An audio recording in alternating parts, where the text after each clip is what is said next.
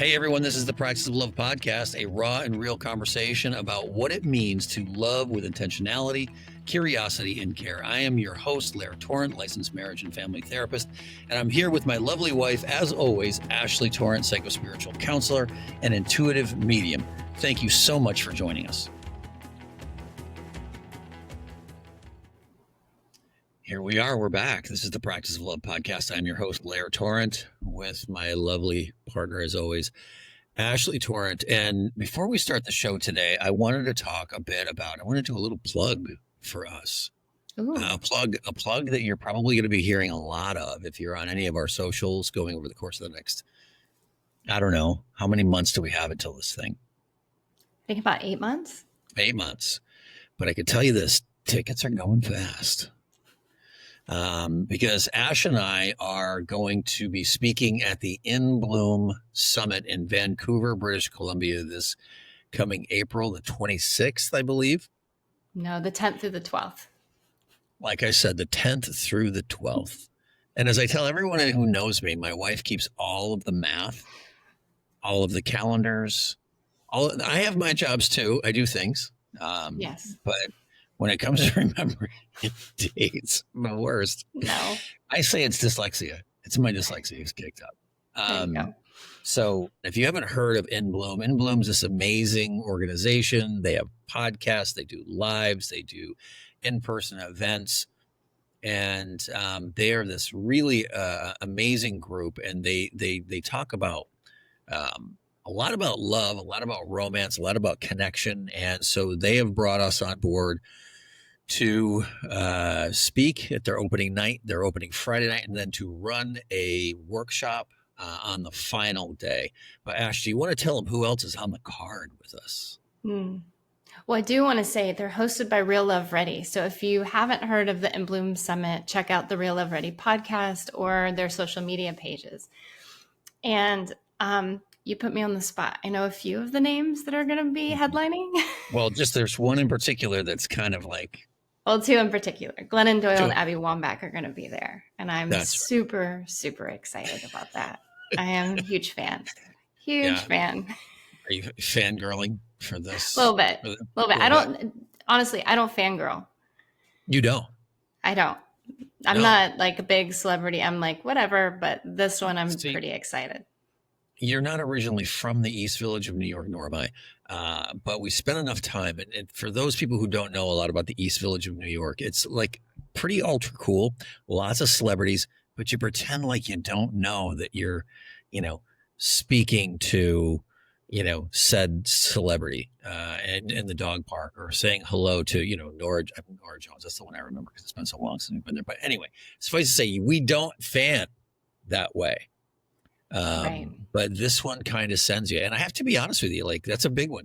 I loved her book, Love Warrior, amazing speaker, all of that. I don't know much about her wife, but I know you say wonderful things about the both of them. So I'm looking forward to meeting them both and speaking. So that's kind of cool. We get to do that. It's a little ways off, but again, they're opening up this Tuesday, the 2nd. Yeah. So by the time the podcast comes out, they'll have tickets. Yeah, tickets will be available.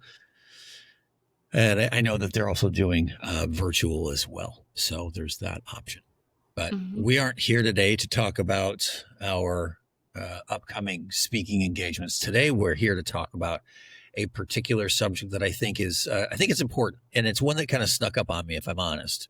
I had heard about it. I had studied it in school. It was something we absolutely covered. And it's something that I did a video, a little reel on TikTok and on Instagram. Did okay on Instagram, but on TikTok, it kind of blew up.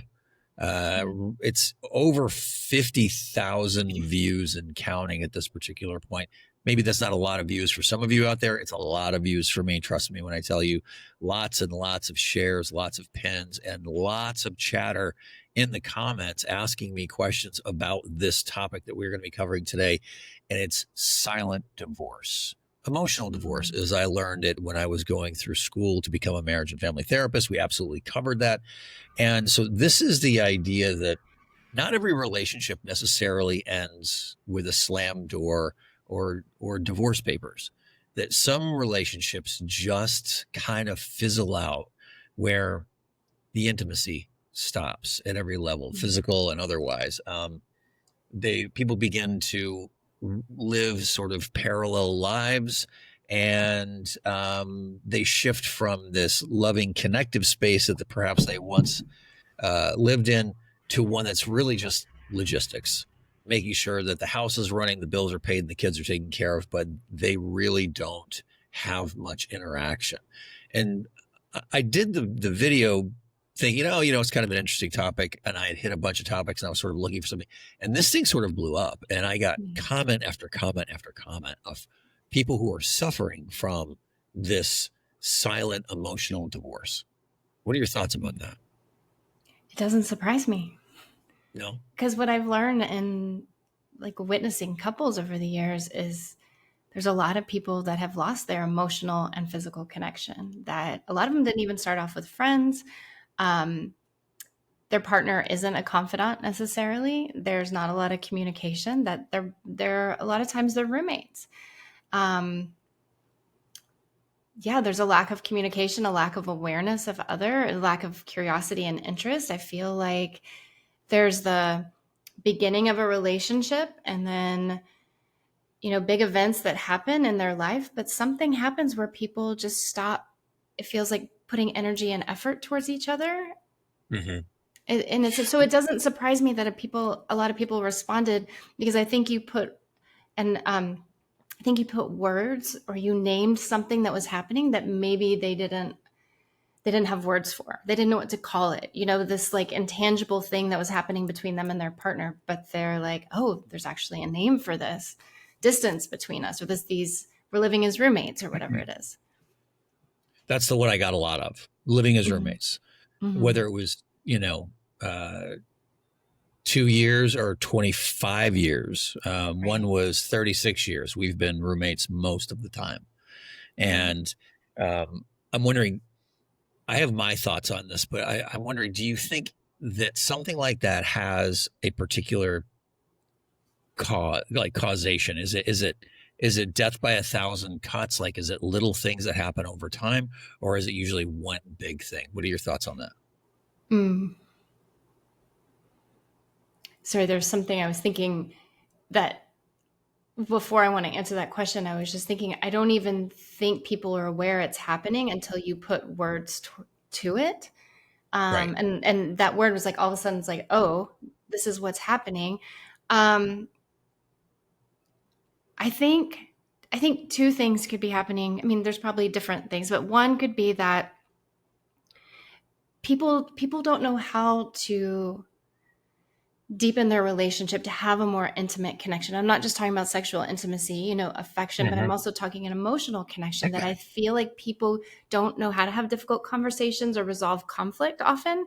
And so the relationship never deepens. And so they kind of stay on the surface. And because it never goes deeper, they just learn to accommodate those wounds or those hurts or those problems. It's like they build calluses around it. And so when you said like death by 1,000 cuts, I also think that like, because they don't know how to resolve conflict, there's that resentment or that lack of trust that builds with your partner. There's no trust there that we can get through this. We stop communicating because there's no resolution to all these things that are happening. So over time, what's the point in even addressing this? Well, as you say that, I'm thinking to myself, I think both are true. It is death by 1,000 cuts, and it is one big thing. The one big thing is what you're pointing out is that like, the one big thing is we've stopped talking. And I always say this, that couples should be able to say hard things compassionately, right? And very, very few people have learned that skill set. And so that's the one big overarching thing, but it's the daily lack of communication. It's the daily lack of share of, I'm not going to tell them about this because you know what, it's been a pretty good weekend so far, and I'm not going to bring it up now because I don't want to ruin it. Or the other side of the coin is, well, it's been a pretty rough weekend. We haven't been getting along that well. It feels pretty icy over there. I don't want to bring it up now. And so the math on that says we're never really talking about anything. And so we have this slow departure from connection. I offer, were they ever really talking? Sorry, I interrupted you. But my question, but That's part okay. of what I'm saying is like you said they stopped talking, and I'm wondering, were they ever? I think people think they're talking, but they're not talking. I think that's right. I think They're that's not really absolutely right. talking. No, No. no. People are afraid. In my experience with my client base, with people I know socially, we don't talk about things because we don't know how. If we've tried, it's gone sideways, and so I think that's the slow descent into roommateship, where we go from we got married, and at one point I think I might have loved you, and I think maybe some part of me still does, but I don't know that I'm in love with you anymore. I'm not sure. I'm not even sure if I like you anymore. I'm not sure if you like me, because we are not talking. So for you, you think one of the main issues is lack of communication. Yeah, if people knew how to communicate, especially around difficult things. I mean, obviously around difficult things, if we knew how to communicate about good things, this wouldn't be a problem. But around difficult things, if we could deepen the intimacy through conflict and using it as an opportunity to take responsibility and be curious of our partner and understand how something we did made them feel, or what we need or want in a relationship. I think if we were more curious and having these conversations, I think then this wouldn't happen because we would have the skill set to talk about difficult things. And I'm not saying it's always easy. I understand that there's a range of topics that some are a little bit easier and some are more difficult, but you work those muscles on a regular basis, then you stay connected. That thread between you continues to get stronger and stronger. Right. Rather Because if than we're not frayed. careful, right. But if we're not careful, we're gonna have a podcast about communication, which I think probably has its enough there that we could do a whole podcast on communication. And Ash and I have a outlined in the book, The Practice of Love, very specific tools that we use on a daily basis. I know I do in my better moments, that are outlined within the book, right? Which is, I know for me that, I'm going to say we have difficult conversations a lot.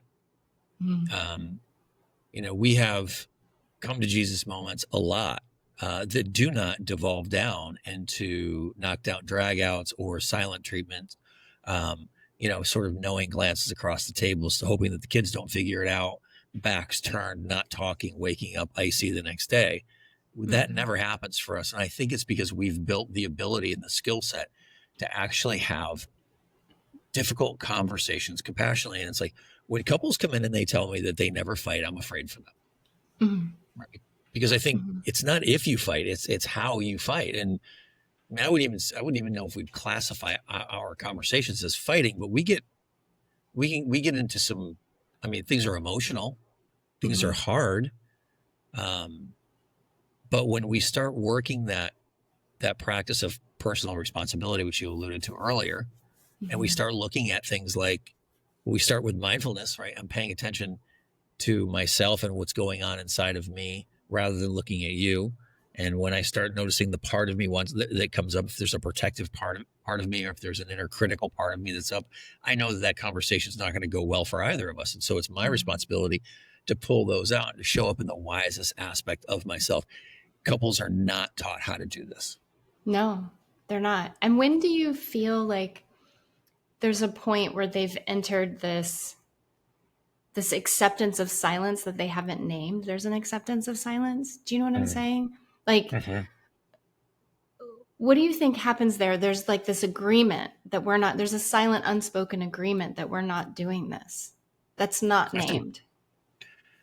I think it's a great question. I'm going to be sure that timeline is different for everybody. I'm going to hope, and again, this is me looking at it through my lens, that if I had seen you begin to slowly devolve down into this chill or this silence, I would be fighting for us, right? Like I would be fighting for us tooth and nail. But that's who I am. And I feel like you would probably do the same. So it's hard for me to look at this through that personal lens. I have to look at it through the lens of the clinician. And it comes back to, what you were talking about earlier is that people don't know how to talk about it. And I think at some point they just kind of give up. Now, whether that's, 2 years down the line, 4 years, 10 years, I don't know what that timeline looks like. I think that there is just this general acceptance. I think life gets busy. I think you have kids, you add that to the mix, and we've got soccer this weekend, so we can't fight about it. And I think what happens is people just pave over. They pave over and they pave over and they pave over. And so that becomes the practice in their quote unquote love, is to pave. We just pave over stuff. We get through it to get through it. And so we're not really fighting, but there's a Cold War that's kind of always happening. Anything could trip the wire. It's like living in the Hurt Locker, and we don't want that. And so we pave over. And so you watch your shows in the bedroom. I watch my shows in the living room, or whatever that might be. And so we end up living these parallel lives. So I don't know. Do you have a read on where you think that comes in? I mean, it's just probably over time. I'm kind of curious about the questions you received about this. I mean, I feel like what you probably get used to is there's an agreement. Oh, I'm so glad we're not going there today, or I'm so glad we're not going there tonight. And there's, it just like over time, there's this relief that we're not addressing any of these issues. So I had more than question. I had a lot of comments, and I would say they kind of fell into like maybe 3 or 4 different categories. But we have a lot of people who are just saying, yep, roommates for X amount of time. Sort of, reiterating that. This has been my marriage for 8 years now. It doesn't look like the energy is going to shift. Haven't touched each other in years. I'm fine with it now. And then a lot of people asking me, is there any way for this to change? If, say, the one that pops out here at me is when this happens and only one partner has checked out and one partner still checked in, one partner still, can you right the ship with just one partner still checked in and one checked out? And my thought on that is it's tough. Because if I have clients that come in, and very often this happens where one partner is being dragged to couples therapy. And by the way, I have a rule of thumb. If your partner tells you that they think you should be going to couples therapy, you probably should.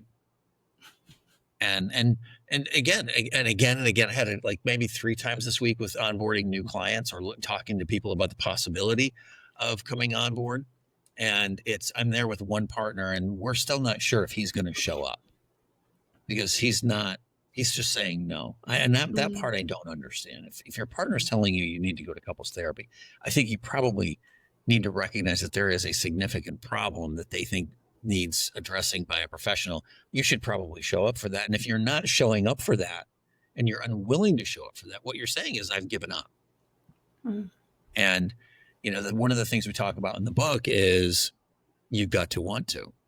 And the thing I say in the prologue of that of the book and at the end, I reiterate it, which is I can fix most anything if couples are willing, but I cannot fix I don't want to. And no couples therapist, I don't care who they are, what they've written, what they say they can do. If one person just does not want to do the work, if they don't want to meet you in that space, it's never going to work. And I've fired couples because of that. And just said, I can't work with you because one or both of you is just not willing to do the work. Because I can tell you that what I always say this all the time. I'm like, what I say in session is going to be amazing and extraordinary, and pearls of wisdom are going to be flowing from on high, but it pales in comparison to what you do and don't do outside of the therapy office. Right. And so to this person's point, if one person is unwilling, what are they saying? I don't want to be in this. I do not want to be in this enough to cut you loose. And maybe that's something we should talk about too, is like, because I don't think either one of us would stay. No. Like, I know you. If I had checked out, like, you'd have given me my papers a long time. Look at you, answer that quick. No. That's how close I am, folks. That's how close I am. No. Well, you just brought up a point that I was just thinking about is what breaks my heart about this, I think the most, is how disconnected from self you have to be to stay this long. to be in a relationship for 8 years where you've agreed an unspoken agreement to check out. Like, right. if this is agreed upon verbally, no sex, you just live in as roommates, great. Have at it. I don't have any thoughts about that. If you're happy, great. But if we're talking about an unspoken agreement, there's stuff going on underneath, that you're tolerating this, that you've accepted this as the relationship you're living in day to day. You have to be really disconnected from self and your own desire and your own happiness and what you want out of life and connection to stay. Because you can't like be present for how you feel about these things and stay, because you would get to the point where you wouldn't tolerate it. Like if I was reaching for you constantly and you just were not there and would not talk or would not meet me or would not take responsibility, all of those things, there's nothing left to stay for. You've abandoned the relationship. That's right. And I'm not going to hang on there for what reason? You obviously wouldn't want me there anyway. Well, that brings up my question. For what reason? Why would someone stay?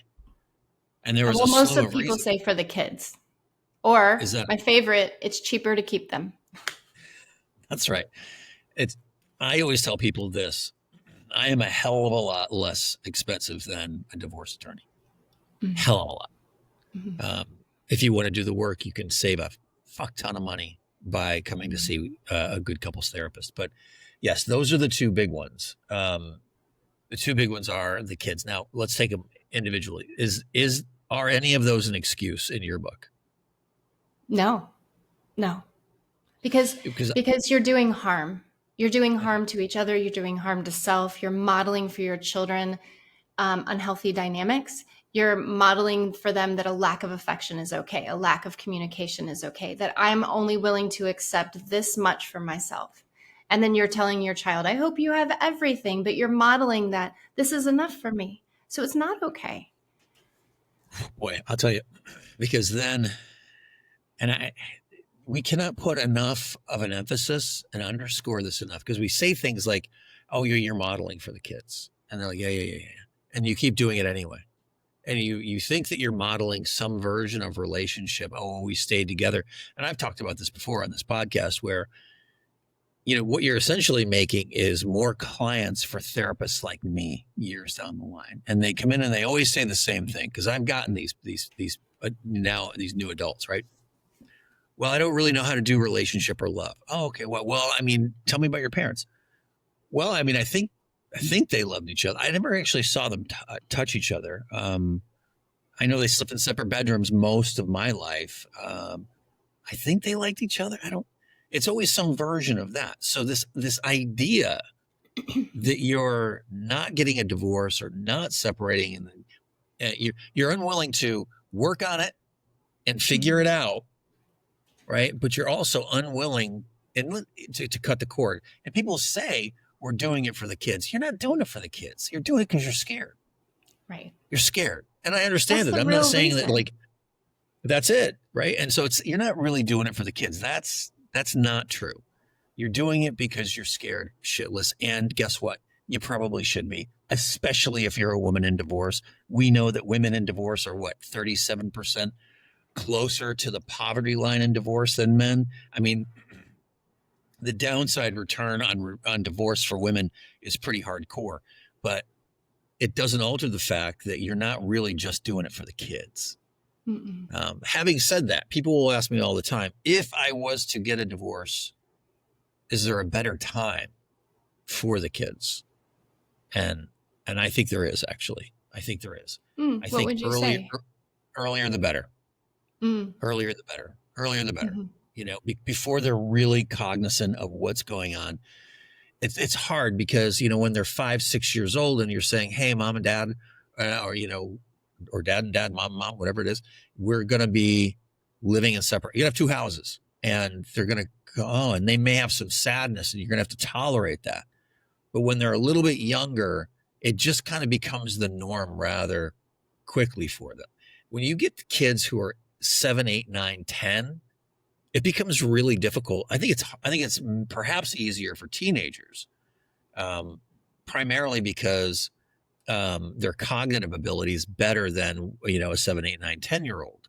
And 7, 8, 9, 10-year-old, their whole world is coming apart, and they're just with it enough to know the gravity of what's going on, but to not have any real ability to metabolize or process those feelings. So, obviously getting the kids into some therapy to help with the transition, really important. That's absolutely true. I think also with teenagers, they can be tough, but often they will have an ability to, and have been watching what's been going on for some time. So you'll get a lot of really amazing wisdom out of these young adults. So, I remember when my mom came to me and said, do you think I should divorce your stepfather?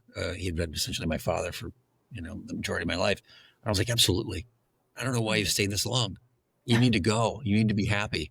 She was shocked. Yes. I remember watching my parents and just being like, why do you do this? Why? We're doing it for you. No, please don't. Don't do me any favors. No. And I will say, even though those ages you mentioned may be harder, that's still not a reason to stay in something that's unhealthy. And remember, often we choose the love we know. So the love that was modeled for us, we grow up and go out into the world, and we choose the version of love we know because we don't know any better. So if you expect your child to grow up and choose this emotionally intimate and physically wonderful connective relationship when they've been in a relationship desert, or they've watched their parents be in a relationship desert, that's just not realistic. That's right. It's just not realistic. And I do want to say, I have an immense amount of compassion for people in these situations. This isn't easy. And by no means do we say it's easy. And we're also, difficult conversations aren't easy. You have two people who have complex trauma.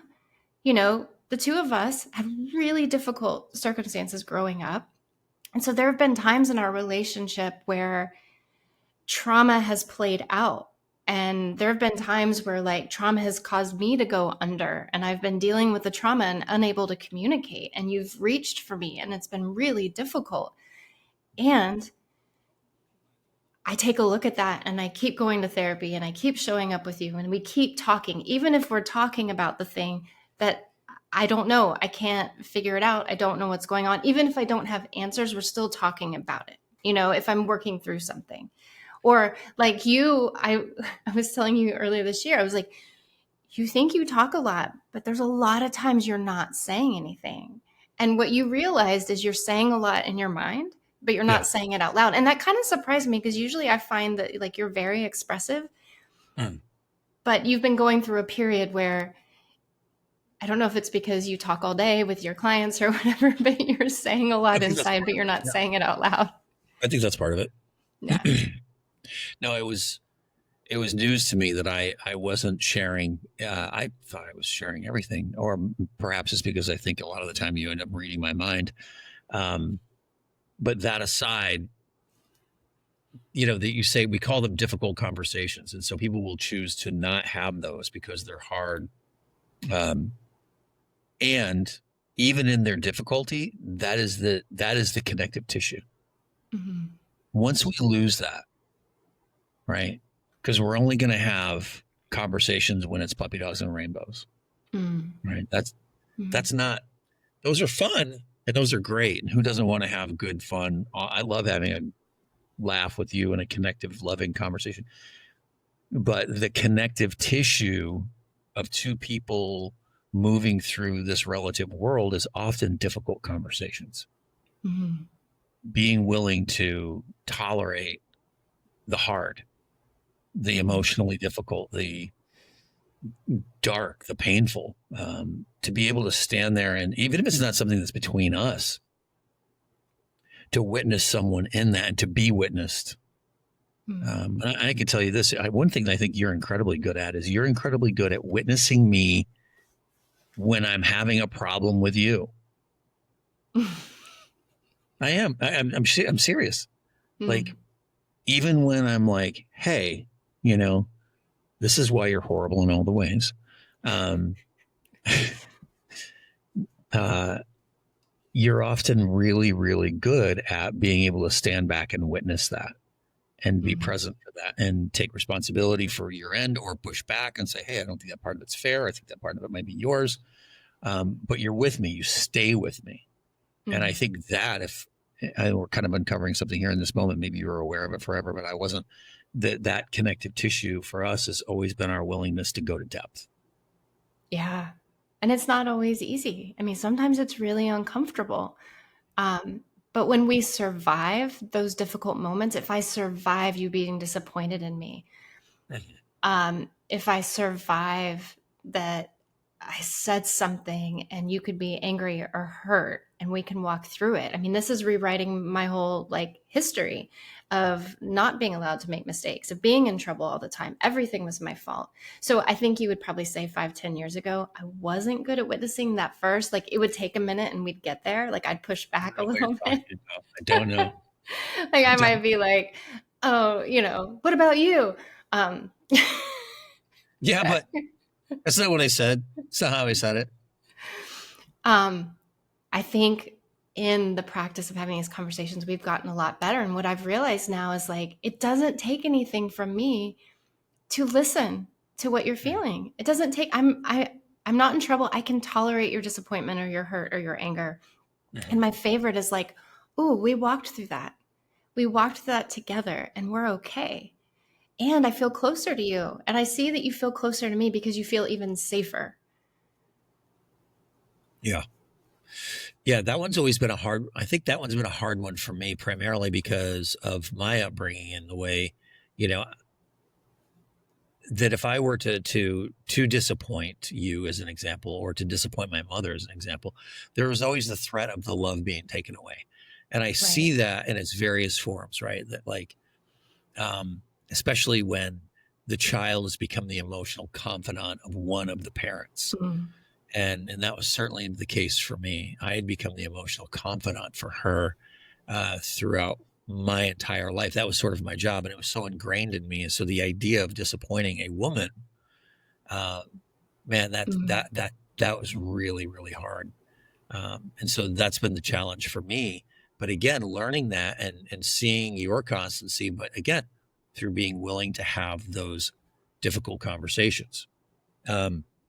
I want to circle back and make sure we stay on topic, because I think we can get down the road on communication for Right. sure. And I'm curious what else is left. Like what else have people have said, Well, one of the things, so one of the things we can say is like, don't be afraid to bring it up, like bring it up and talk about it. And so that was my retort, because these were sort of ongoing conversations that I was having with people on via, TikTok. And so we can say that like, there's a lot of not great with regard to social media. I feel like this is one of the things that was kind of cool. I was having these ongoing conversations with people, and they would come back and say, yeah, no, I took it, had the conversation. One of them that came back consistently is, romance is for the movies. Mm. Mm-hmm. Their partner said romance is for the movies. Romance is for the movies. Romance is for the movies. It's ridiculous to think that we are going to be, passionately connected and loving in all those ways, beyond the limerence phase, I would say, and into, the more stressful times in life, the more mundane moments of life. But romance is for the movies. Thoughts, musings? That's sad. I mean, if both people feel that way, then great. Again, like who am I to decide what's good for your relationship? But if you both are not into romance, then fine. But if there's one partner who really believes it, why can't you have a romantic connection? I don't understand why. Why would that just be for the movies? Why would it just be for the beginning stages? I mean, I feel like there's so many different definitions of what romantic can be, and it doesn't always have to be these grand overtures or gestures. Like you and I will go watch sunset together, and I find it incredibly romantic. Even swimming in the ocean, like to me, it's just sad. Then that just tells me that y'all have a different, maybe cultural belief about love and connection. Yeah, I think that's true. And then you'll see that couple break up, and that partner who was so dead inside and had all these beliefs about romance goes out and fires it up with someone else, and seems to be perfectly fine to keep that fire burning beyond, leading the Oh, other. so maybe it's not honest, is what you're saying? Perhaps, like, I Like want that's to, but not I the don't real want. reason. Right. Yeah. Got it. I see what you mean. And that's a hard conversation. I want to, I just don't want to with you. But I think it's an awful thing to have to hear. Mm-hmm. But I think that truth is something that needs to be spoken in a way that if your partner wants and needs to be loved in a particular way and you are unwilling to provide that, don't want to, have no desire to, I think honesty with yourself at the very least is imperative.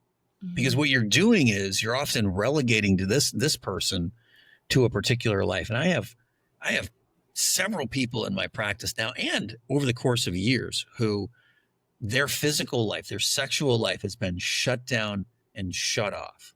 Mm-hmm. And they live in I don't want to have sex with you. I don't want to touch you. And, you better not go elsewhere because I'll divorce your ass and I'll take your kids or your money or both. Mm-hmm. Or it's a don't ask, don't tell, which puts someone in a place of like, I don't want to talk about it. Don't tell me, do whatever you're going to do is sort of the understanding, but I don't really know. And then the clients that I'm working with, like when they're trying to be congruent and aligned with themselves, like I still feel like I'm cheating. Polyamory is not something that I'm necessarily interested in. And so, when this person says, well, romance is just for the movies, they are really not being honest with themselves and they're unwilling to be honest in the relationship. And therefore they're relegating their partner. I mean, why not just call it? Mm-hmm. Am I wrong? Well, I feel like if you're not in it and y'all aren't in agreement of how to be in partnership and one person is suffering, I think setting each other free is the most loving thing. I never think we should stay connected or tied together if we're doing harm and being emotionally or physically, if there feels like there's abandonment or rejected or shut out, or all those things are really painful. Well, I feel like it's the height of selfishness to say, I'm done with that for whatever reason. Maybe it's a good reason. Maybe there's really good reasons why you're done physically. Or you just have this concretized belief that, romance dies after a certain number of years or the kids come into play. But you have this partner over there that's longing to be touched, that's longing to be loved, that's longing to have someone think about them romantically. It's like, I think it's the height of selfishness to relegate someone to a purgatory of sorts. Mm-hmm. Right. And so for me, this is when lots of other calamities come into play, right? It's like, oh my God, I can't believe they cheated on me. You can't. I can. That energy has to go somewhere. And it can go a number of different places. And often when it's not exercised in the proper way, in a healthy way, it goes sideways quick into, cultivating relationships outside of the marriage. It can go to porn. It can go to resentment and ill treatment of the partner that you have. So, I think I would also, sorry, go ahead. No, finish, please. Well, I would argue that if the person, whoever takes that energy somewhere to porn or outside the marriage is also responsible for not exiting for allowing themselves to stay in purgatory and then acting out, like we can only be in purgatory if I agree to be in purgatory. So that's where I go for personal responsibility. Why wouldn't you set yourself free? Sure. Why would I then allow this situation to determine me acting out in a way? But I see what you're saying is like these things happen and then someone wonders, well, I don't know why they did that. Well, often in my experience, it's like getting their attention, hoping to.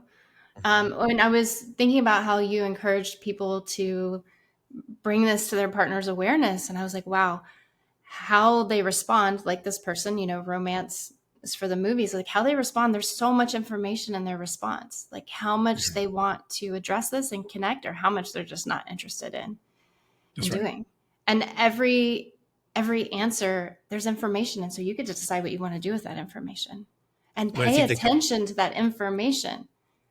Right. But I always say that, especially the process that we offer with the practice of love specifically, I say that, I don't guarantee that this practice is necessarily going to reconnect you to somebody, but it will give you information. It will it sometimes gives us information that we don't want, but it's information that we absolutely need. And to your point, those questions, and this is why people don't want to talk. This is why they don't necessarily want to communicate, because I'm afraid of what you might say. And so we fall upon that sort of there's information there that I need, but it's absolutely information that I do not want.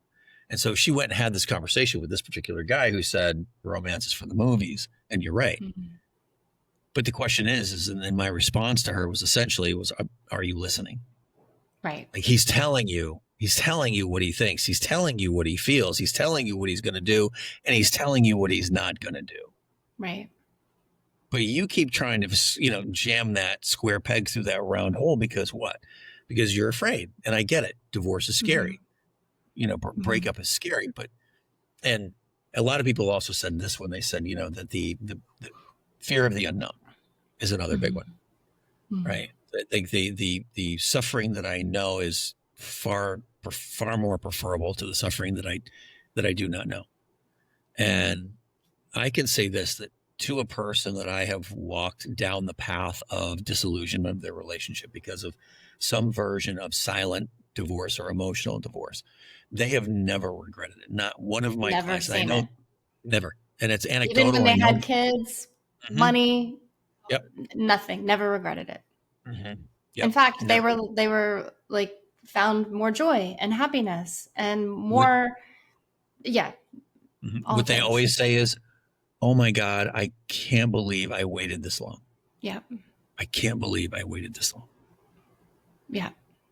It's hard to imagine like a beautiful future. And so often like we stay because, this is familiar. But once you get to the other side, what I've seen is people are just like, wow, I have my life. My life. It's beautiful. So to your question of like what questions came up, one of the big ones was, can you come back from this? Oh, yeah. I think it depends on how long. Yeah. And I think if two people maybe just have never known how to do this, how to do relationship, how to do communication, connection, they might find something really lovely there if they're both willing to explore it. If they're both acknowledge, wow, I've been over here suffering. You've been over there suffering. I've been over. I really miss you. There might be things said that totally surprise them. I think that's right. But are you willing to, there's so much, right? Because I think, and it's to your point, like, depends on how much time, because I think scar tissue builds and it's hard, when someone comes in and they're like, oh yeah, we've been doing this for 10 years. And I'm like, oh God, okay, 10 years. 10 years. And, so you want me to go in there and sort of scrape out the scar tissue and somehow make it better. And we have to go through and really work those 5 practices of being ultra mindful in a relationship where you've been triggered again and again and again, and you've been habituated again and again and again over the course of 10 years, a full decade of habituation. And how often have you seen like a parent take responsibility to a child for how shitty they were and own it years and years later, and the adult child is heard, my parent owned it and said they were sorry, and all of a sudden, it's amazing how much a connective conversation can heal time. I've also seen it in relationships where one person was in so much pain and missed their friend, their partner, and they don't know where they felt. And the other person talks about what pain they've been, and they connect through how much they've missed each other and how much they've hurt. I really do feel like if both are in a similar place, it could be really beautiful.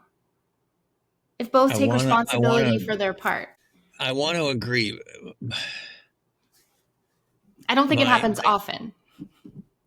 I think it's difficult because, with that parent, when we talked about the parent who showed up, it's like I'm picturing an adult parent with an adult kid, and they don't live together. Oh, you're right. They don't have kids, right? So it's not like Oh, and this is something I hear all the time. It's like we have the weekends are the toughest because that's when we are around each other. This is why we saw our practices explode during COVID, because people were no longer going outside of the house for 8 to 10 hours a day. They were going to be trapped in under that same roof all day long, all night long. Right.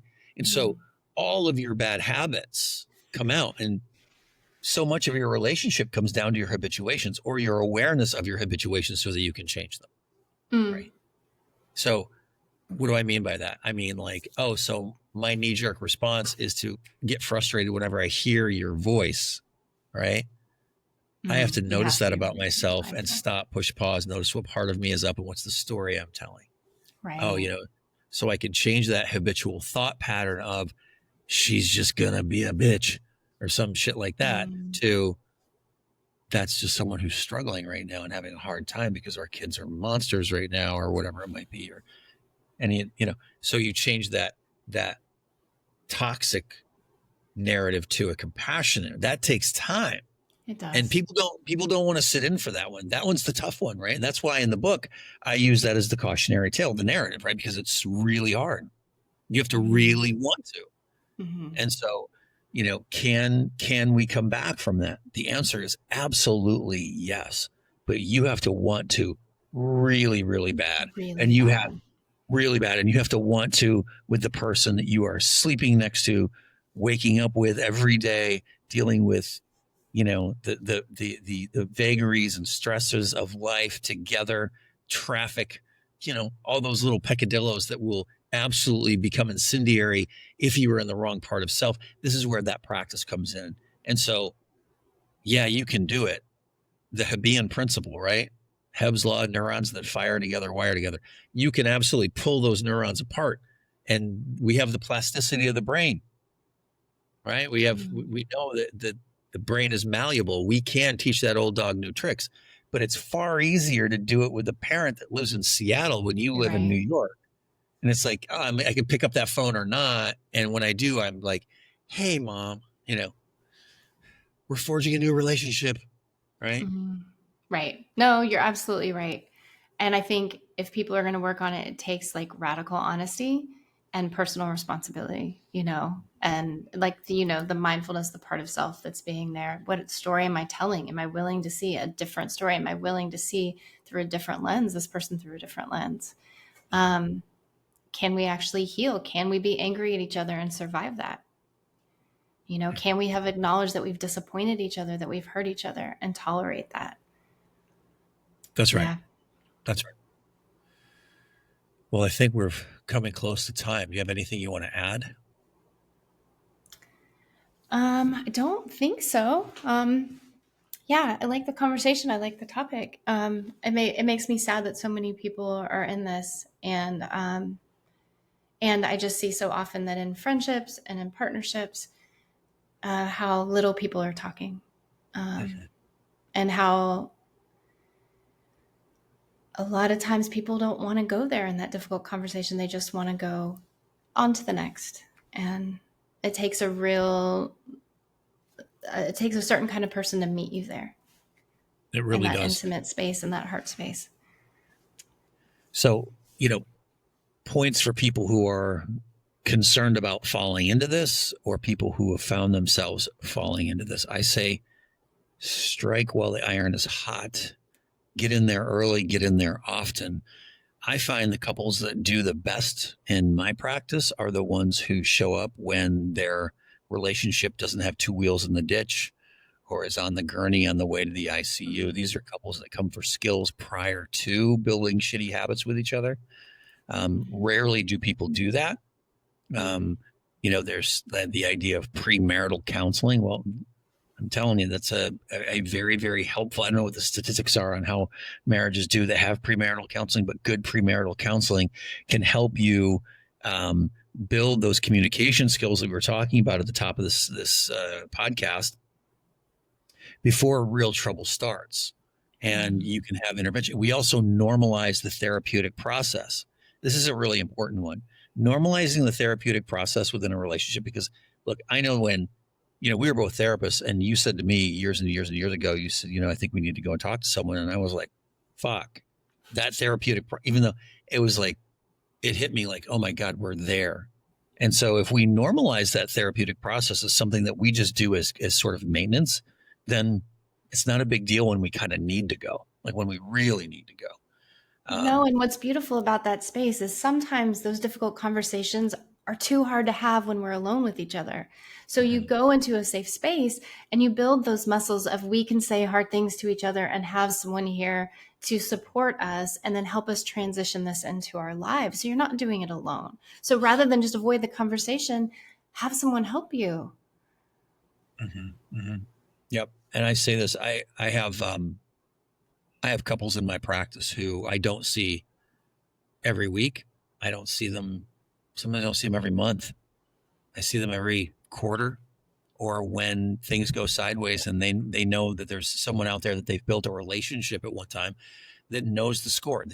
Someone that knows what they've been through, and we can kind of hit the ground running. I love those relationships of people who have built the skills to go out into their lives and not need me. To not need my services because they are practicing to love each other well. And then when things go sideways and they're like, hey, let's call Lair. It's like, it's totally normal. That's they actually look forward to, like, hey, and we had something on the radar. We had a moment, we had a blip, or we have this thing coming up. So yeah, getting after it early and often is really important. And for those people who have not gotten after it early and often, it's going to be about therapy, and it's going to be about getting some books, and it's going to be about changing habits. And that's often really, really difficult. I think